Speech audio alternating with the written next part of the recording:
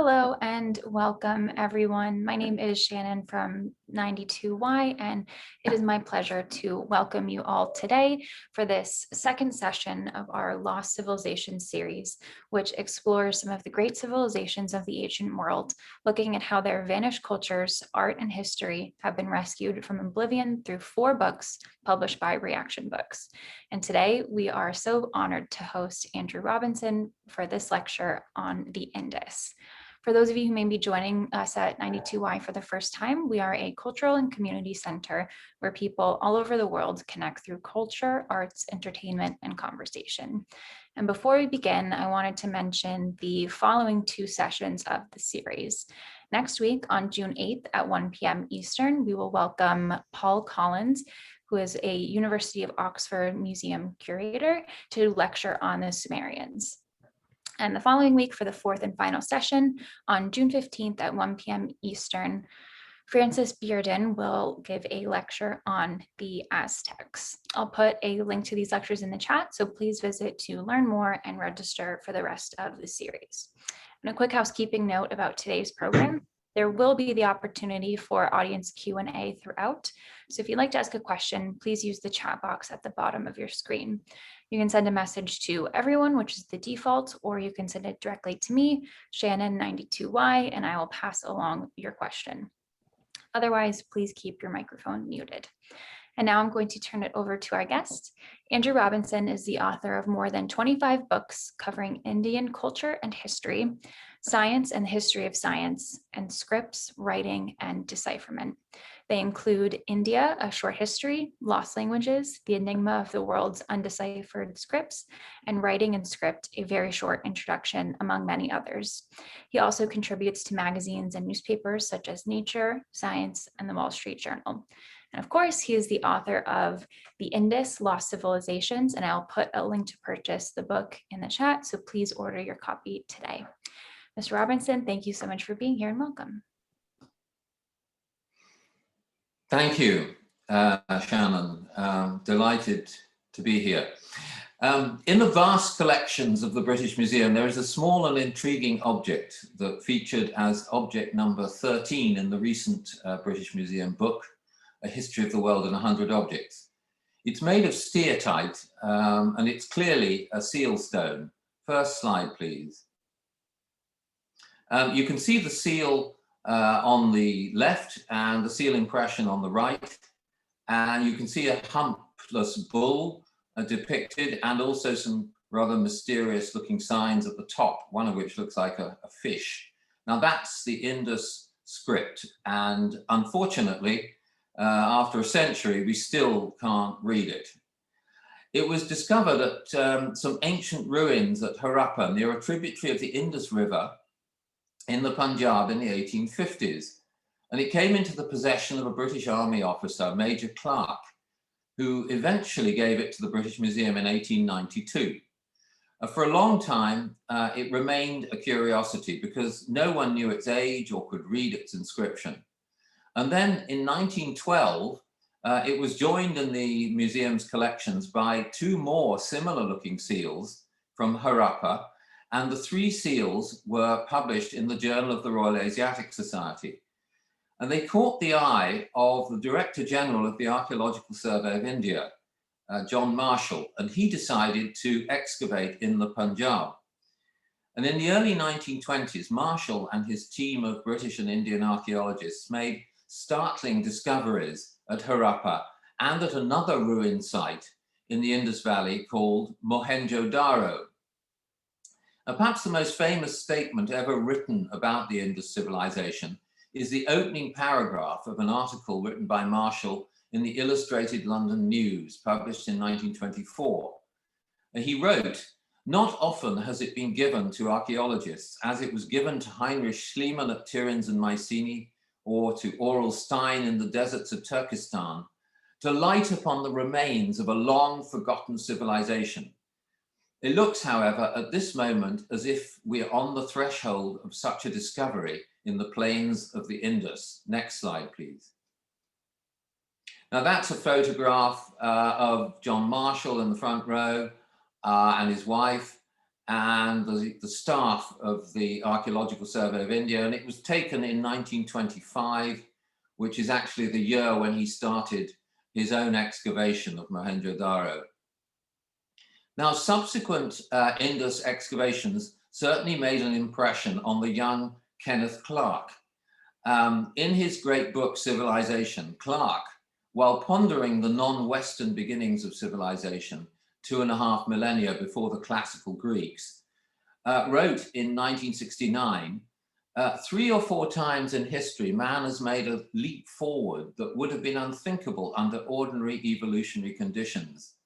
One such time was about the year 3000 BC, when quite suddenly civilization appeared, not only in Egypt and Mesopotamia, but also in the Indus Valley.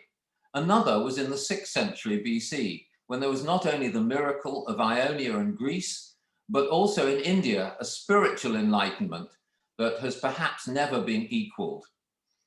Now, ancient Egypt and ancient Mesopotamia are familiar to the world, and so, of course, are the glories of classical Greece, and perhaps less so the spirituality of Buddhist India and the early version of Hinduism, recorded in the Vedic inscriptions that were composed in the period 1500 to 500 BC. Not so familiar, however, is the Indus civilization. The Indus civilization was, in its unique way, as extraordinary as the civilizations of Mesopotamia and Egypt. But it disappeared around 1800 BC, and it left no direct legacy in the Indian subcontinent. Neither Alexander the Great, who invaded India from the northwest in the 4th century BC, nor Ashoka, the great Buddhist-oriented emperor who ruled most of the subcontinent in the 3rd century BC, was even dimly aware of the Indus civilization, nor were the Arab, Mughal, and European colonial rulers of India. Indeed, the Indus civilization remained altogether invisible until the 1920s. Next slide, please. Now, here's a map of the Indus civilization. The details don't matter too much, but you can see, I hope, the Indus River and the tributaries of the Indus River at the top. Mohenjo-daro is fairly far to the south on the main channel of the river, and Harappa, the other famous site, is more towards the northeast on one of the tributaries. And the main point of the map, I think, is to show the size of the Indus civilization. It bordered Iran on the west, and there was a site, an Indus site there. In the north, there's a site on the border of Tajikistan. In the south, there are many sites in modern Gujarat. And in the east, there are many sites in India. And you can also see, I hope, the border between Pakistan and India started with independence in 1947. And that border effectively divides the Indus civilization today. Now, in 1947, only 37 Indus settlements had been discovered. And today, archaeologists have identified more than 1,000 settlements belonging to the civilization's mature phase, and that dates from 2600 to 1900 BC, of which less than 100, i.e. less than 10%, have been excavated. So there's a lot which is unexcavated. They cover at least 800,000 square kilometers, which is an area approximately a quarter the size of Western Europe, with an original population of perhaps 1 million people, the same as the ancient Rome at its height. Now, this was the most extensive urban culture of its time, about twice the size of its equivalent in Mesopotamia or Egypt. Most of the Indus settlements were villages, but some were towns, and at least 5 were substantial cities. The 2 largest cities, Mohenjo-daro is about 250 hectares and is a UNESCO World Heritage Site, and the other one, Harappa, is about 150 hectares, a bit smaller. And they were comparable with cities like in Mesopotamia and Memphis in Egypt. Next slide, please. Now, this shows a photograph of Mohenjo-daro in the very early 1920s, before excavation. And you can see there's not much evidence of the civilization underneath. There's just a single Buddhist stupa on the far left. Next slide, please. This is the site after excavation, and you can see the Buddhist stupa roughly in the middle, surrounded by the ruins of the city, streets and houses. And in the top right-hand corner, just visible in this photo, is the Indus River. It's about 2 kilometers away from the center of Mohenjo-daro. So it's not right, the city is not right on the banks of the Indus. Next slide, please. And here's a ground view of Mohenjo-daro, showing the city and the stupa dominating the view. And the stupa is much, much later. It's probably the 2nd century AD. It's, 2000, almost 2000 years later than the Indus city. Now the cities, despite their excellent brick-built construction, do not boast pyramids, palaces, temples, statues, graves, hoards of gold like those found in Egypt or Mesopotamia. Indeed, the Indus civilization seems to have been remarkably egalitarian, with few obvious differences in people's houses or their diets, judging from analysis of the bones found in graves. And the grandest building, the so-called Great Bath at Mohenjo-daro, is the world's earliest public water tank. Next slide, please. This is the Great Bath. It's 2.4 meters deep and about 12 by 7 meters in circumference. And you can see 2 staircases, one at either end. And the bottom of the bath was found to be sealed with a thick layer of bitumen to keep it watertight. And you can also see there's a sort of ledge not far from the bottom of the bath. So people could probably walk around the water and then jump in or choose their spot. Now, we don't really know whether the Great Bath was used only for washing and ablution. It's possible that it was used for religious purposes as well, but there's no art or painting or any kind of description carved on the walls of the bath to tell us. But if it was, it would resemble modern India, where water worship is very common beside rivers like the Ganges in Benares. And I think it probably did have a religious purpose as well, but we can't be sure. Now, as a second remarkable example of water engineering comes from the port of Lothal in the very far south of the Indus civilization. Next slide, please. This shows a tank excavated in Lothal. And some people claim it's a reservoir, and others say it was a dockyard. The first Indian archaeologist who excavated it claimed it was a dockyard. And there is an exit and an entrance, but it's rather narrow, so it would have been difficult for large boats to get in. And it's also full of seawater, and one of the drains from Lothal runs into it. So it wouldn't have been exactly unpolluted. So it probably, wasn't a very effective reservoir either. So we really don't know whether it was a dockyard or a reservoir or what it was. Like so many things in the Indus civilization, it's a bit of a mystery. Now, waterborne trade in boats on the Indus and on its many tributaries flowing from the Himalayas, and also in ships on the Arabian Sea, made the Indus society remarkably productive and sophisticated. Next slide, please. Here's a seal impression from Lothal, from the port. It's actually a clay tag preserved by fire, which is why we can still see it. And it was one of many that was discovered in Lothal, and some of them have as many as 4 separate impressions on one tag.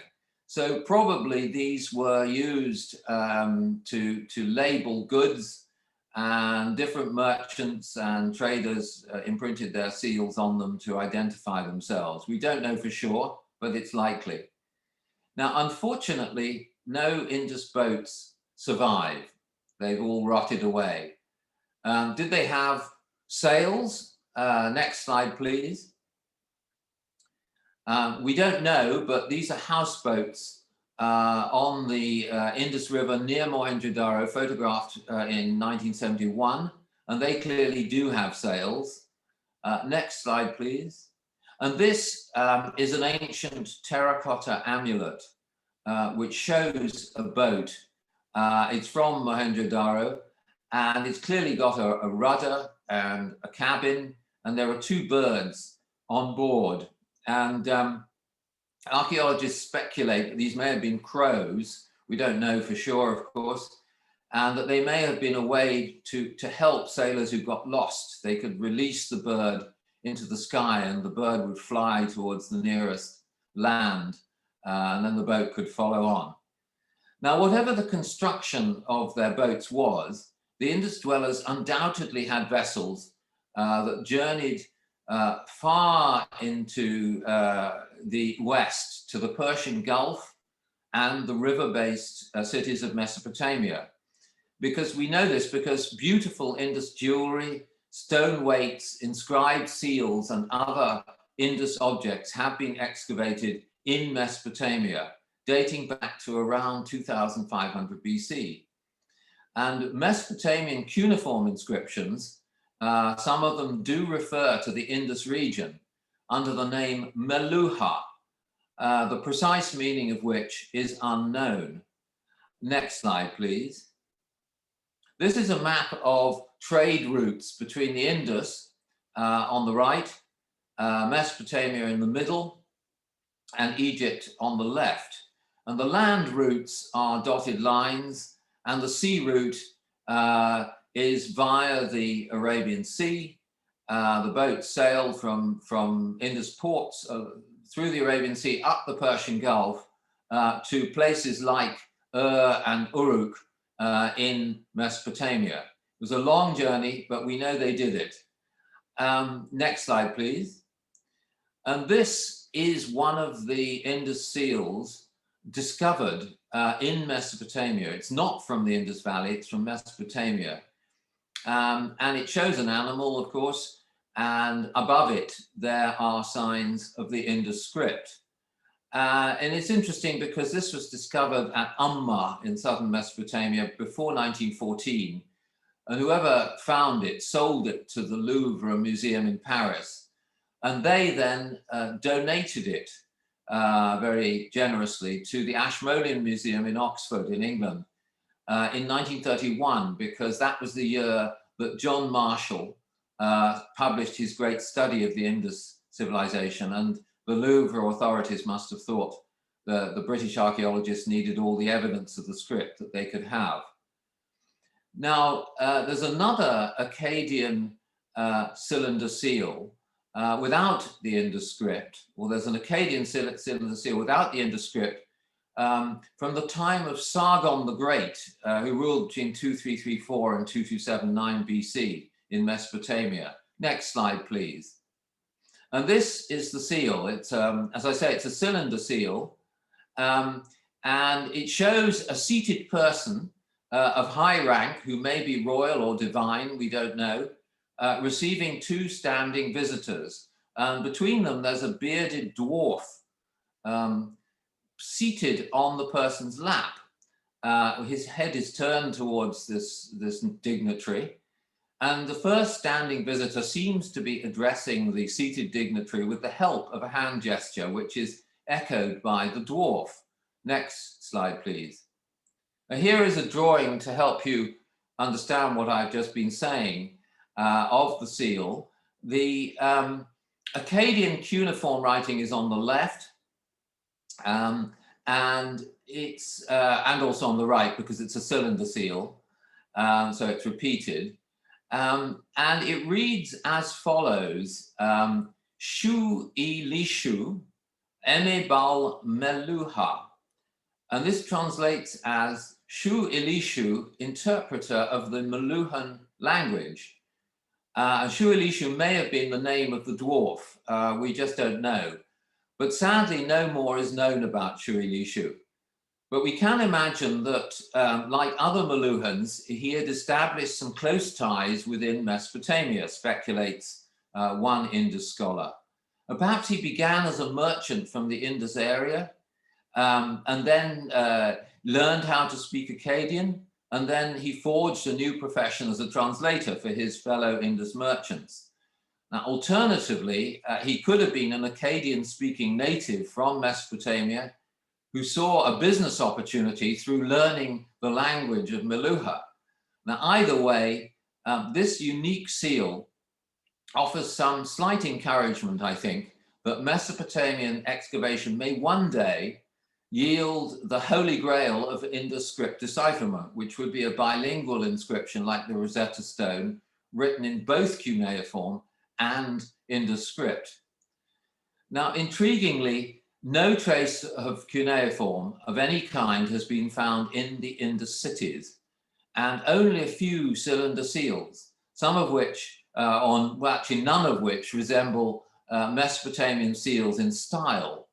From all the evidence, it appears that the Indus-Mesopotamia trade was essentially one way from the Indus region to Mesopotamia.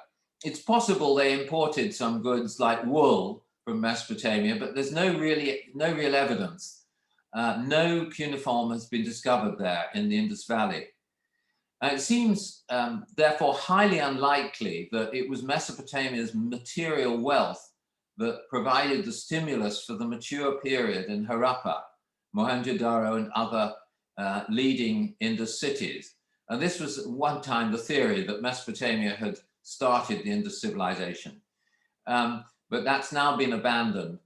The Indus cities' advanced drainage and sanitation was 2 millennia ahead of that of the Roman Empire. Besides the Great Bath, it included magnificent circular wells, elaborate drains running underground beneath corbelled arches, and also the world's first known toilets. Next slide, please. Now, these are excavated wells in Mohenjo-Daro, and they're about 10 or 15 meters deep. And they're said to be, or thought to be, about 700 of them in Mohenjo-Daro. Some excavated, some not. But there are only 30 wells in Harappa. Presumably, Harappa had more rainfall than Mohenjo-Daro, and it was also probably closer to the tributary of the Indus River than Mohenjo-Daro was to the Indus. Next slide, please. This is a quite advanced drain in Mohenjo-Daro, which shows how water was removed from the city along with sewage, no doubt, through the city walls into the surrounding plain. The well-planned streets of Mohenjo-Daro and some other Indus cities, I think, put to shame all but 20th century town planning. Next slide, please. You can see here so-called First Street Mohenjo-Daro. It's built on a grid, essentially. Not all right-angled streets, but some are crooked. But it's laid out in the cardinal directions of the compass, north, south, east, and west. And it certainly bears little resemblance to modern Indian cities in its planning. But I think it's the Indus craftsmanship more than the architecture and engineering that demonstrates the most sophistication, especially the jewelry, the sculpture, and the seal stones. Some of the personal ornaments, such as the necklaces of finely drilled biconical carnelian beads, which are up to 13 centimeters in length, were found in the royal cemetery of Ur in Mesopotamia. And they do rival the treasures of the Egyptian pharaohs. Here's an example. Next slide, please. This is a rather wonderful carnelian necklace from Mohenjo-Daro. The longest beads are 13 centimeters, and all of the beads are drilled through the center. Very, very difficult operation, very elaborate. And its modern experiments show that 8 days of drilling was required to drill just one of these long beads. And the material used to drill was almost as hard as diamond. It was a local metamorphic rock known perhaps jokingly nowadays as Ernestite, because Ernest Mackay was the first archaeologist to attempt to understand the drilling process back in the 1920s. Now, the system of standardized stone weights used in the Indus is unique in the ancient world, and it suggests a highly developed economy. It was based on a binary decimal system. Next slide, please.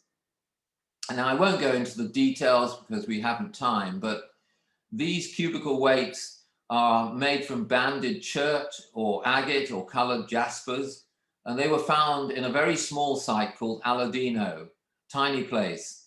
And the smallest of the Indus weights is very small indeed. It's 0.871 of a gram, like a seed. It's from a plant. It's so light. But the heaviest weight is almost 11 kilograms. And we don't really know precisely what they were used for. You might assume they were used for weighing goods, but we haven't found, archaeologists haven't found as many weights as they would have expected on that basis. Most of what they found has been at the gates of cities. So probably the weights were used for taxation purposes, for goods coming into the city or leaving the city. Now, the sculpture was certainly remarkable, though I'm afraid it is relatively rare and it's never life-size, unlike Egypt and Mesopotamia. It's miniature. Next slide, please.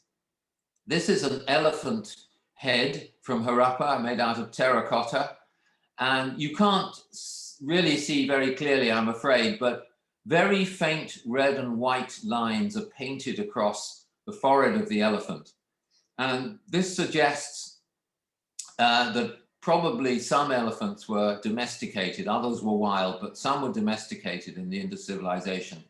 Because in India today, elephants, especially at religious festivals, are painted on their foreheads. Next slide, please.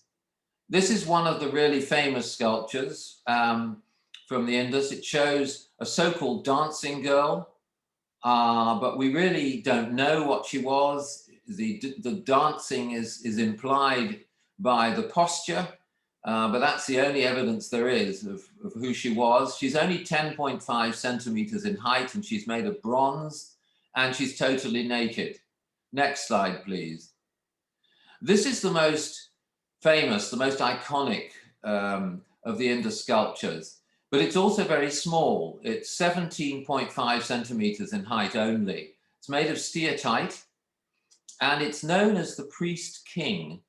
But in truth, the priest is simply a guess based on the cloak that he's wearing, which has trefoils on it, and trefoils were used by priests in Mesopotamia. So maybe he was a priest. And the king is simply based on his appearance. Next slide, please. His rather stern, forbidding appearance. There's no real evidence that he was a priest or a king. Next slide, please. And this I'm quite fond of, this photograph. Sorry, the quality is not very good, but it's an old photograph, and it shows the moment when the worker in Mohenjo-Daro had dug up this little statuette and was presenting it to the others in 1927. Now, as for the tantalizing Indus script, it's partly pictographic characters, and animal and human motifs are found inscribed on small seal stones and terracotta tablets, on shell, ivory, and occasionally on metal, but rarely on semi-precious stones. And the seal stones form, quote, little masterpieces of controlled realism with a monumental strength, in one sense, out of all proportion to their size, and in another entirely related to it.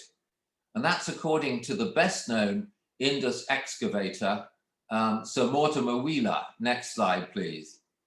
And here's Wheeler looking suitably confident and a bit like the military officer he was. And his military career certainly influenced, for better or worse, his interpretation of the Indus civilization. Next slide. Here is one of these exquisite little seals. It shows a one-horned creature, and the Indus script is above it. And the one-horned creature is thought to be a unicorn, but it may be a mythical animal or a real animal. We really don't know. The legend of the unicorn comes from India, according to the ancient Greeks.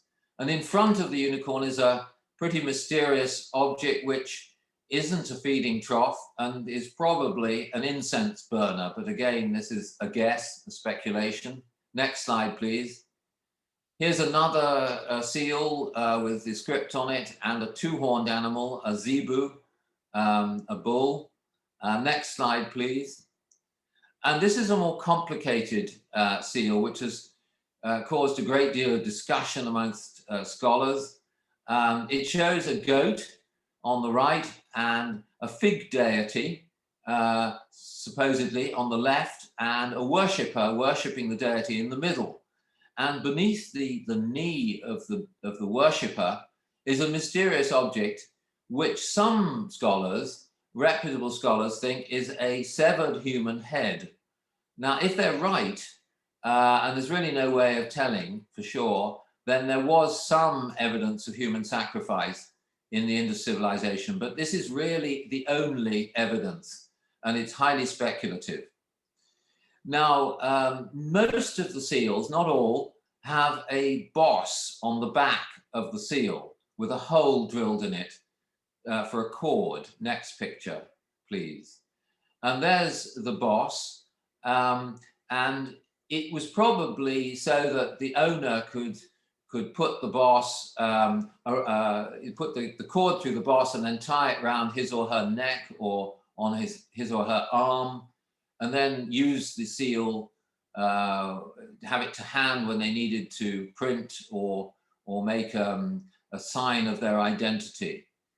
I think it's true to say that the seal stones are perhaps the single most unique aspect of the Indus civilization. Once you've seen them and enjoyed them, they're never forgotten. But what do the signs really mean? Now, it's probably the most deciphered script in the world. That's my joke about it, because there have been more than 100 differing decipherments of the script proffered since the 1920s by scholars. And some of these scholars were highly distinguished academics, such as the Egyptologist Flinders Petrie. Now, some points about the script are agreed, such as the direction of the script from right to left, and some aspects of the numeral system, but others are not. And we still don't know at all for sure what the language behind the Indus script was. Assuming it was only a single language, was it related to still existing Indian languages, such as the Dravidian languages of South India, like Tamil? Or was it related to the Sanskritic languages of North India? Next slide, please. Well, this is a map of the languages of India. And I won't say much except to say at the bottom, there are two regions marked, major regions of South Indian languages from the Dravidian language group. And in the north, the white section is the Sanskritic speaking language area. But there is in the top left, in the Pakistan region, the Indus region, a little section that still speaks a Dravidian language. And these are the 300,000 or so nomadic Brahui people. And Brahui is a Dravidian language. So what's it doing there, isolated from the South Indian languages? Well, there's a theory that maybe the Indus civilization was pushed, or the Indus dwellers were pushed into the peninsula of India by invaders and took the Dravidian languages south into South India, leaving behind this isolated group of Dravidian speakers in the Pakistan area, the Brahuis. This, I think, is one of the major fundamental questions thrown up by the Indus civilization and its archaeology. What was the language? And there are, I'm afraid, very many other questions that can't be answered. Unlike Mesopotamia, Egypt, and China, a great cloud of unknowns hangs over the Indus civilization, to quote a current archaeologist, Jane McIntosh. Was it a wholly indigenous development, for instance? Could it have emerged from Baluchistan in the west of to the west of the Indus Valley? In this area in Baluchistan, there's ample evidence of an advanced village settlement, the oldest in the Indian subcontinent, at a place called Mehrgarh, near the Bolan Pass, west of the current Indus Valley. And it dates as early as 7000 BC. Next slide, please. And these are figurines, ceramic figurines from Mehrgarh. And nobody knows quite what they are, but they look like toys, but the evidence is they were actually fertility symbols and they were worshipped. Next slide, please. And here is a terracotta bowl from Mehrgarh, much later, but still quite early, from 2800 to 2600 BC, with a fish on it. If it was not indigenous or started in Baluchistan, could the Indus civilization have had influence from the West, from the not very far distant Mesopotamian civilization, which dates back to the 4th millennium BC? Well, in 1924, Marshall thought that was quite likely, and he called the civilization he'd just discovered with his team Indo-Sumerian. But after he'd excavated Mohenjo-Daro in 1925 to 6, he changed the name from Indo-Sumerian to just Indus civilization. And that was the name that he used in his 1931 report, and which has been used ever since. Now, what type of authority held together such an evidently organized, uniform, and widespread society? If it truly did manage to prosper without palaces, royal graves, temples, powerful rulers, and even priests. There's no definite evidence for priests. Why does the Indus civilization offer no definite evidence of warfare? It's another question. In the form of fortifications at Mohenjo-Daro, Harappa, and most of the other major cities. Nor are there any metal weapons designed for military use. And there's no evidence of warriors, for instance, on seal stones. Next slide, please. There is evidence of death. This is from Mohenjo-Daro, from a late date in Mohenjo-Daro in the early 2nd millennium BC. And Wheeler discovered this in 1946 when he was excavating. And he said it's a massacre. He was convinced that these skeletons were victims of Indus victims of Aryan invaders who were coming from the northwest into India and taking over the Indus cities after a struggle in the mid-2nd or early to mid-2nd millennium BC. And Wheeler wrote, on circumstantial evidence, Indra, the Vedic war god of the Aryans, stands accused. And he wrote that in his report in 1946. But subsequently, after Wheeler, forensic studies of the skeletons in the 1980s and after have actually showed that these people were victims of malaria and other diseases, not warfare. Next slide, please.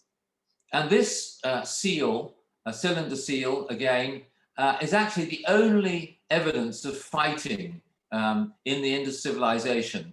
It shows a deity, a female deity, watching over The deity has a goat for a body, a tiger for a body and horns of a goat, watching over two men fighting over a woman.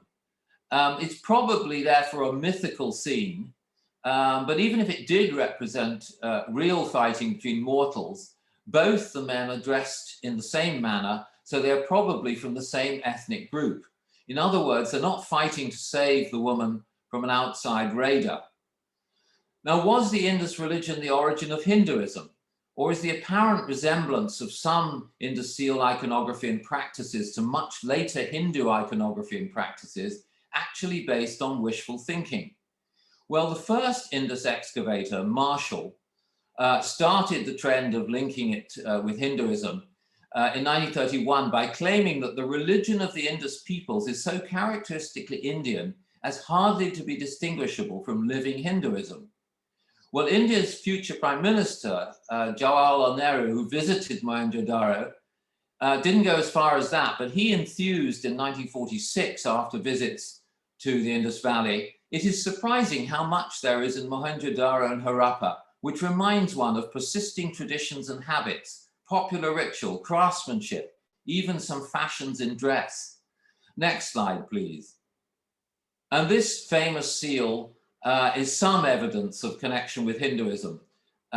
Marshall called it Proto-Shiva because he thought it depicted an antecedent of the Hindu god Shiva in a yogic posture with a phallic symbol and a headdress and animals surrounding him, because Shiva is lord of the animals in Hinduism. Well, for lack of time, I can't go into the evidence, but scholars disagree, and even Marshall wasn't sure about this. Next slide, please. And that's a drawing showing Proto-Shiva. You can see the four animals more clearly. Next slide, please. Now, this is a so-called Shiva Lingam discovered in Kalibangan from the Indus civilization. Now, whether it is a Shiva Lingam or not, nobody knows, but it certainly looks like one. Next slide, please. And this is a tablet showing swastika symbols from Harappa. And the swastika is which means well-being in Sanskrit. The word means well-being, is very, very common in modern India, and it's certainly, and in Hinduism, and it certainly suggests a link with Hinduism. And finally, next slide, please. There are two conch shell bangles here found in graves, and bangles also are very common in Hinduism, worn by both men and women. Well, to come to my final question, why did the civilization decline after about 1900 or 1800 BC? Why did it leave no trace in the historical record? Well, probably both environmental and human factors were involved. One crucial possibility I'd like to consider is a change in the climate. Next slide, please.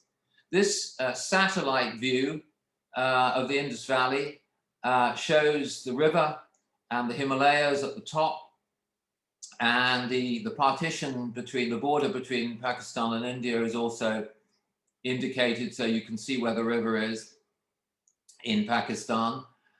Now, the climate of this vast area would mostly have been beneficial to agriculture if we permit ourselves to judge by today's climate.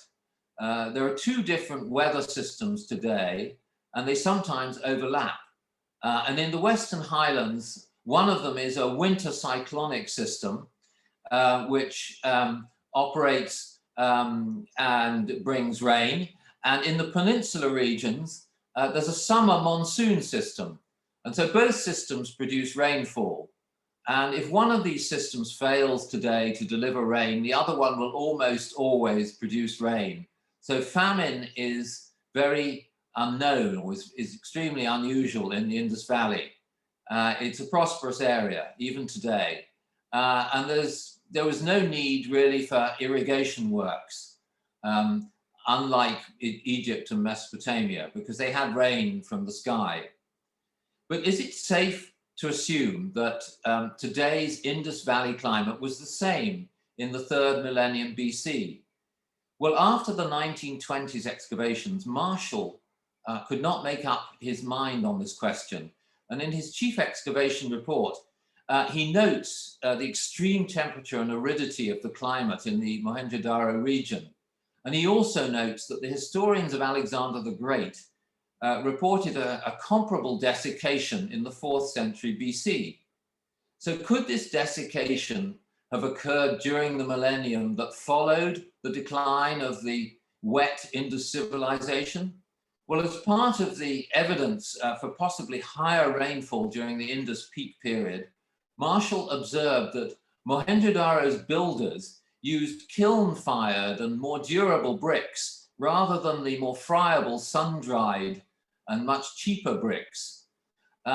Furthermore, some of the animals frequently depicted on the Indus seals, such as the tiger, the rhinoceros, and the elephant, which are not found in the Indus region today, are commonly found in damp, jungly country, unlike the lion, which prefers the dry zone and is not depicted on Indus seals.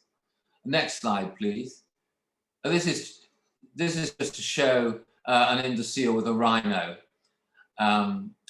Marshall concluded that none of his evidence was decisive about the ancient culture.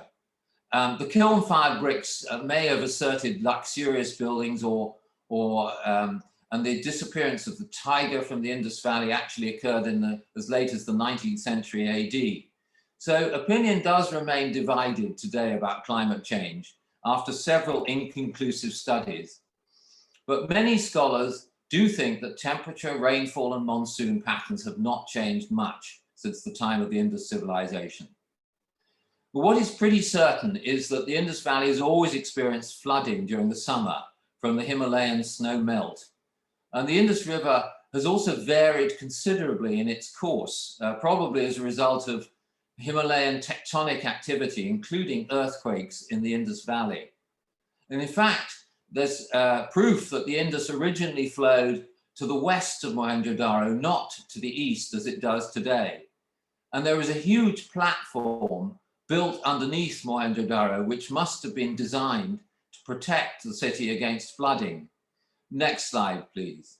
And that is a satellite view of flooding in the Indus Valley in 2010, when 2.5 million Pakistanis and Indians were affected.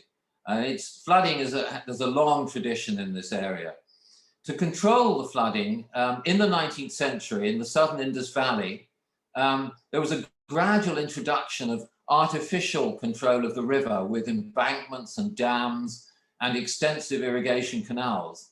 Well, these helped farmers, undoubtedly, but they didn't help archaeologists, because within decades, this over-irrigated land, including the ruins of Mohenjo-Daro, was no longer washed by annual Indus floods, and it became impregnated with salts, commonly known as saltpeter.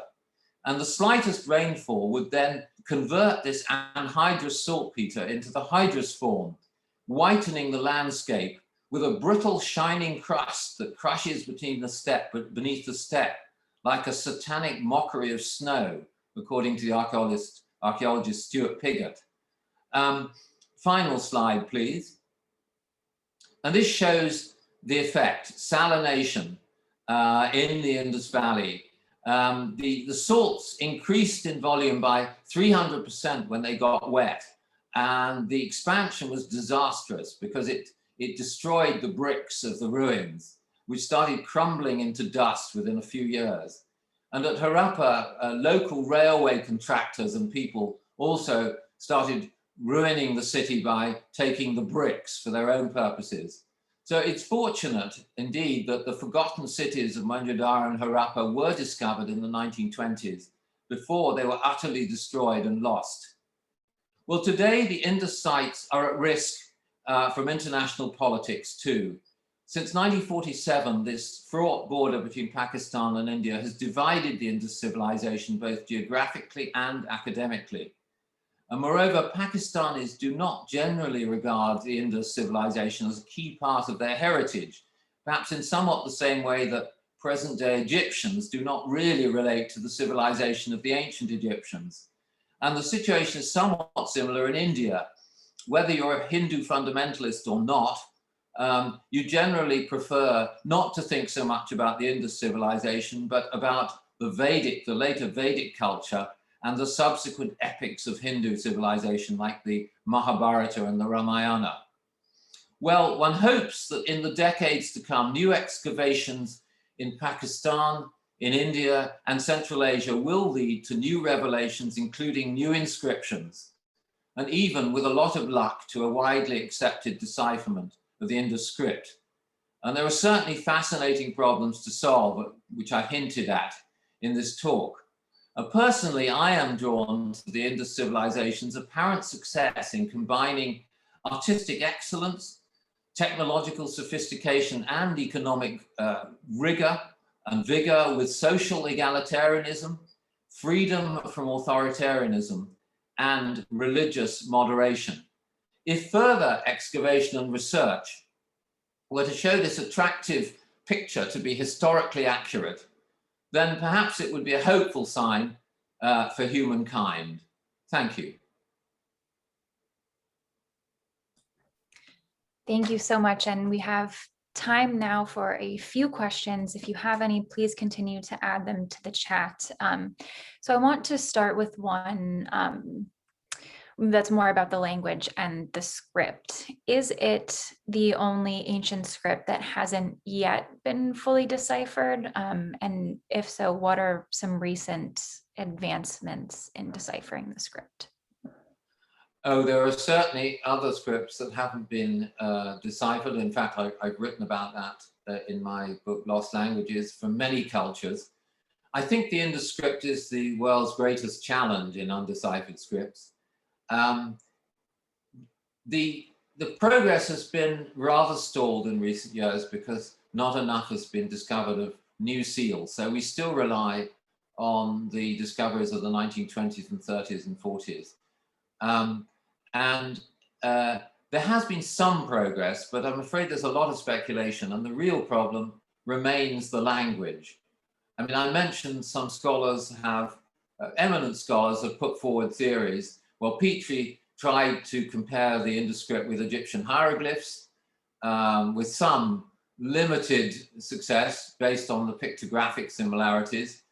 An Indian scholar, S.R. Rao, was convinced that it was a Sanskritic language, and I don't think anybody accepts his decipherment because the Sanskritic languages are much, much later than the Indus civilization in origin. So they couldn't really have existed in the Indus Valley at the time of the Indus civilization.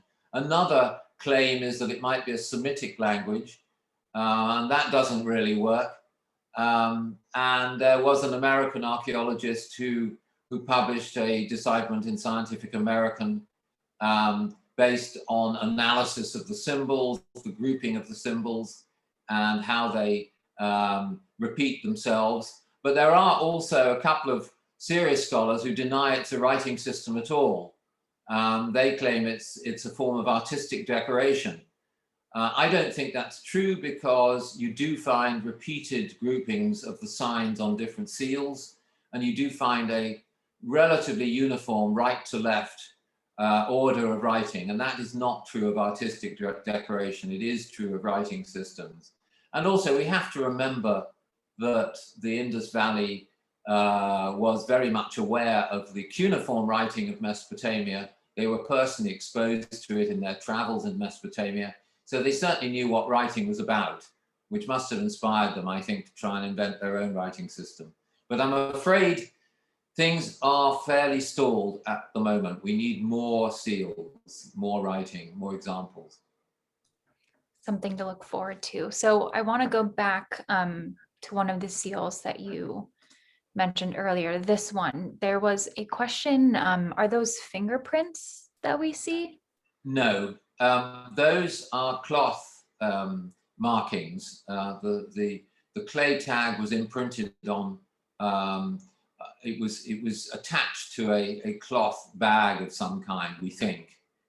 And so there's evidence of the fabric around the seal writing and the animal. That's what they are. Okay.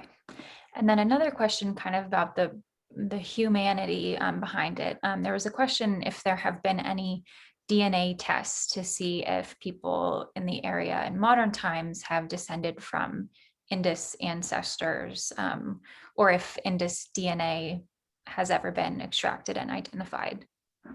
Well, I have to admit that's an excellent question, and I'm slightly ashamed to say I don't know the answer for sure. But as far as I know, the answer is no.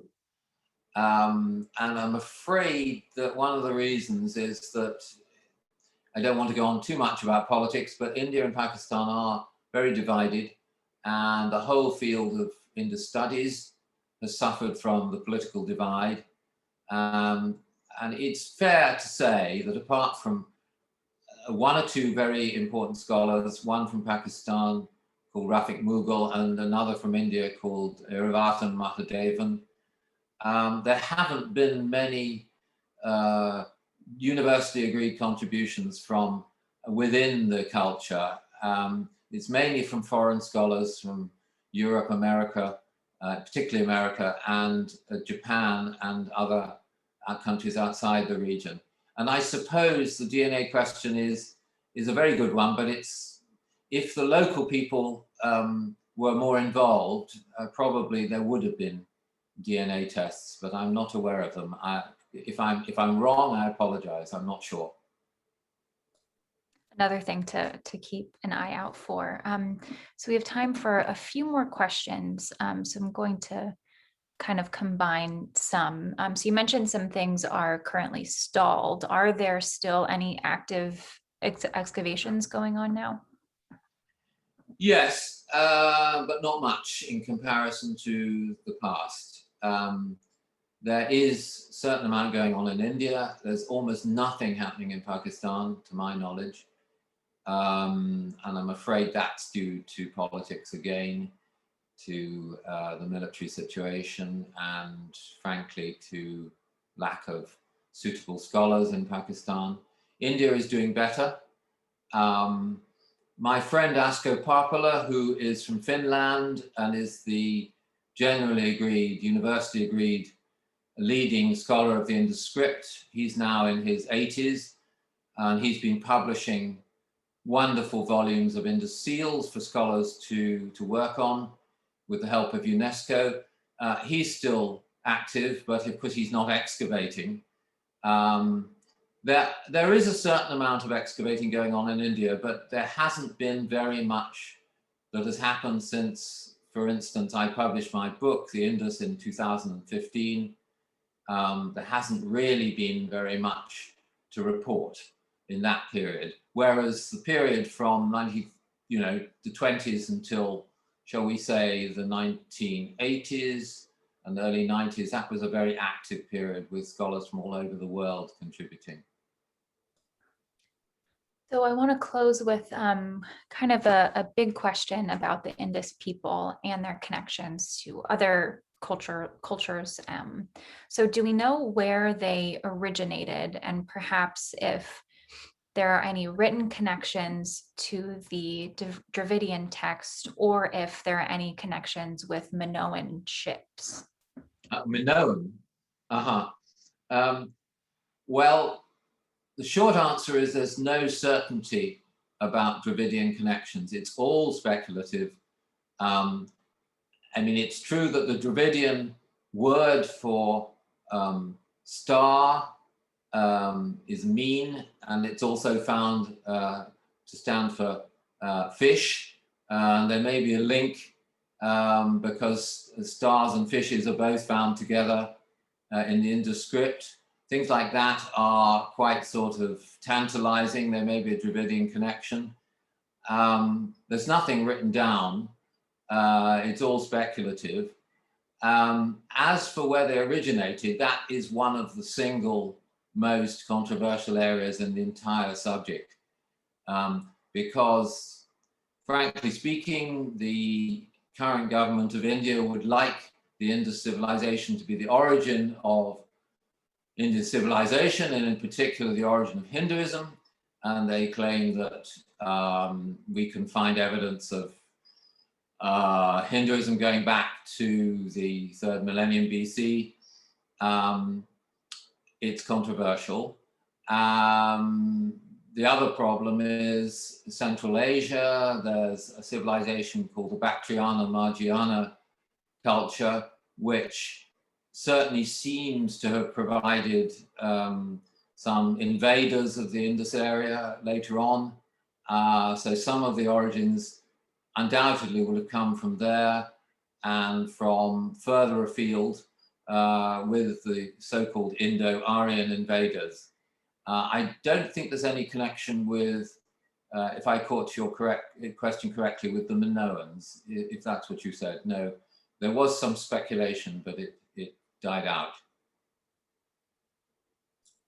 Excellent. Thank you so much. That's all the time we have, unfortunately, but I want to thank you again for this incredible lecture and thank everyone for joining us. And just to direct you to the chat again, I put the link to purchase his book, The Indus Lost Civilizations, in the chat once more. So if you don't already, please order your copy today.